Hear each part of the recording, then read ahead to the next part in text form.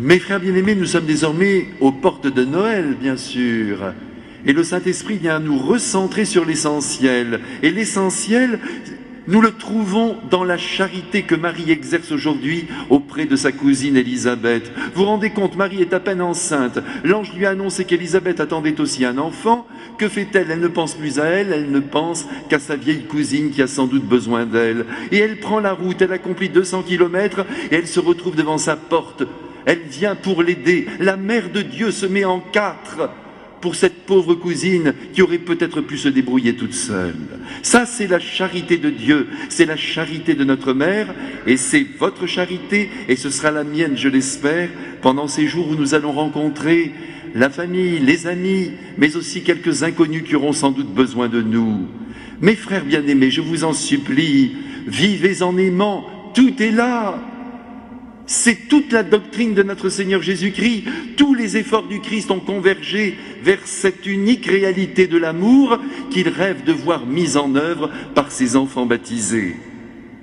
Aujourd'hui, le Saint-Esprit, après nous avoir rappelé cette grande réalité, nous dit que si nous cherchons la joie, et j'espère que vous la cherchez, mes frères bien-aimés, car il n'y a rien de plus beau que de traverser cette vie avec de l'allégresse dans le cœur, eh bien il n'y a qu'un seul moyen, il faut vivre avec Marie. Vous avez vu, quand elle s'est pointée devant Élisabeth, l'enfant a tressailli dans le sein de cette dernière. C'est la joie de Jean-Baptiste d'entendre la voix de Marie. Et c'est notre joie que de vivre avec elle, de ne pas la quitter d'un pouce. En vérité, elle ne nous quitte jamais. C'est nous qui l'abandonnons pour nous occuper de nos petites affaires. Et nous avons tort, et c'est ainsi que la joie s'égare. Si vous voulez garder la joie dans votre cœur, mes frères bien-aimés, eh bien, il n'y a qu'un seul chemin, c'est le meilleur. Il convient de vivre avec Marie, de rester près d'elle, de vivre avec elle, de vivre pour elle, de vivre en elle. Allez, mes frères bien-aimés, essayez cette voie et vous verrez la force colossale que Marie vous donnera. Tout simplement parce que vous pourrez glisser votre bras à son bras, vous pourrez vous appuyer. Et si vous recevez des coups de l'extérieur, car parfois nous recevons des coups, eh bien Marie, je vais vous le dire, elle est toujours enceinte de nous. Et c'est elle qui prend les coups. J'ai de la peine en vous disant cela.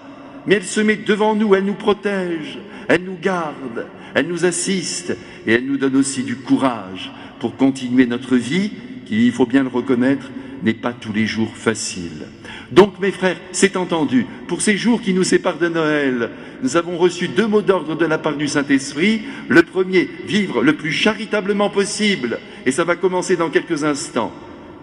Et le second, vivre avec Marie. Ça, c'est un cadeau merveilleux qui nous est fait pour les fêtes de Noël par notre Père Céleste.